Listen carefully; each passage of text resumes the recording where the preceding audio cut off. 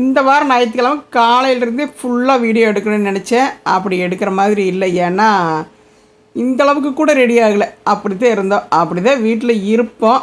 அப்புறம் நாங்கள் எப்படியோ ஓரளவுக்கு தலைக்கிளை சீவிட்டு வந்துட்டு இந்த மாதிரி ரெடி ஆகிறது எங்களுடைய பழக்கமாயிருச்சு.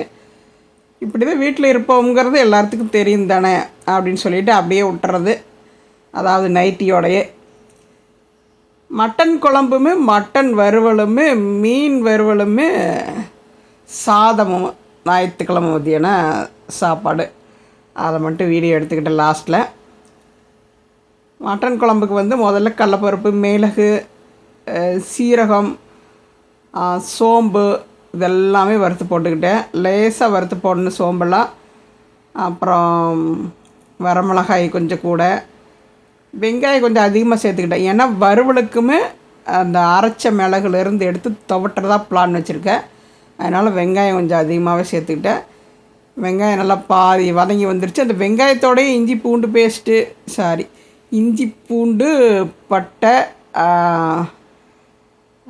பிரிஞ்சலை இதெல்லாம் இது மாதிரி கூட சேர்த்துட்டேன். மசாலெலாம் அது கூட சேர்த்து அதையும் நல்லா வதக்கி அந்த வெங்காயம் மணம் வரும் பாருங்களேன், அந்த டைமில் எடுத்துகிட்டு நல்லா ஆற விட்டு ஜாரில் போட்டுக்கிட்டு அந்த தேங்காய் வந்து நல்லா ஒரு அரை மூடிக்கு மேலே செதறி கூட சேர்த்துட்டு வீட்டில் அரைச்சி வச்சுருந்த மட்டன்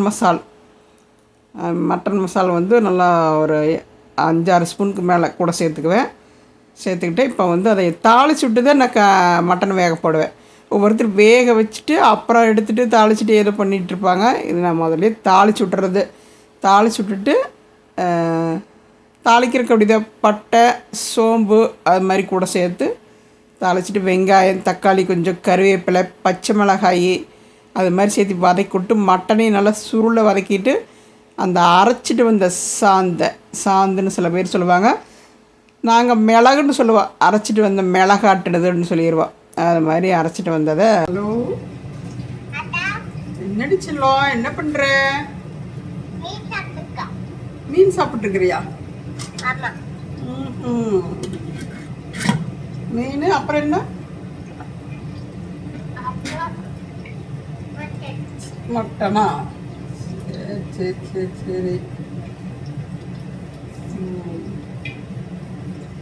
இதெல்லாம் இப்போ பார்க்கெல்லாம் போகிறக்கு இல்லையா?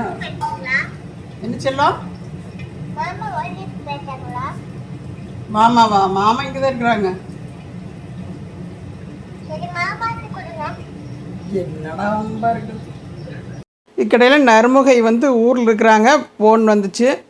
எல்லாருக்கிட்டையும் ஒரு ரவுண்டு பேசிடுச்சு. இந்த பக்கம் வந்து பார்த்தா மட்டன் கிட்டத்தட்ட வெந்து முடிச்சிருச்சு. எலும்புட்டு கழுண்டுருச்சு. போது அப்படின்ட்டு இப்போ எடுத்து வறுத்தரலான்னு முடிவு பண்ணிவிட்டு குழம்புலேருந்து எடுத்துட்டு, குழம்புல வந்து உப்பு காரம்லாம் அவ்வளோ பிடிக்காது இல்லையா? குழம்புக்கு சரியாக இருக்குது, உள்ளே இருக்கிற மட்டனுக்கு பத்தாது. அது மாதிரி இருக்குது. இப்போ அந்த உப்பு காரமெல்லாம் பிடிக்கிறக்காக வந்து நம்ம வறுத்துற போகிறோம். எப்போவுமே பாதி உப்பு தான் போடுவேன் நான் வேகும்போது. கடைசியில் வந்து முழு உப்பு போட்டுருவேன். அப்போ தான் வேகுங்கிறது என்னோடய கணக்கு. சில பேர் உப்பு போட்டால் தான் வேகும்னு சொல்லுவாங்க. அது எனக்கு சரியாக புரியல. இப்போ மட்டன் வந்து தாளிச்சு விட்டுடலான்ட்டு, மட்டன் தாளிக்கிறதுக்கு வேணால் கடுகு கட்டாயம் சேர்த்துக்குவேன். அது போட்டால் தான் எனக்கு நல்லா இருக்குது. கூட போட்டுக்கிட்டேன். வெங்காயம் போட்டு நல்லா வதக்கிட்டு கருவேப்பிலை, பச்சை மிளகாய் சும்மா ஒன்று சேர்த்துட்டு சேர வரைக்கும் சேர்த்துக்குவேன். எங்கள் வீட்டில் சில பேருக்கு சேராது. உடம்புக்கு சேர வரைக்கும் சேர்த்துக்கிறது, அப்புறம் ஸ்டாப் பண்ணிடுறது. அது மாதிரி அப்புறம் வீட்டில் அரைச்சி வச்சுருந்த அந்த கறி மசாலும் சேர்த்து தேங்காய் கொஞ்சம் கூட சேர்த்துட்டு, தேங்காய் இடையில இது கூட போடும்போது கிட்டத்தட்ட தேங்காய் மட்டன் மாதிரி ஆயிரும். அது மாதிரி கொஞ்சம் குறையாக இருந்துன்னு சரி பண்ணிடுன்னு வச்சுக்கோங்களேன். அப்புறம் ரெடி ஆயிடுச்சு லஞ்சு. வழக்கமாக நம்ம வீட்டில் குழம்பு கொஞ்சம் மிச்சமாகி இந்த வாரம் குழம்பு மிச்சமாக ரொம்பவுமே நல்லா வந்து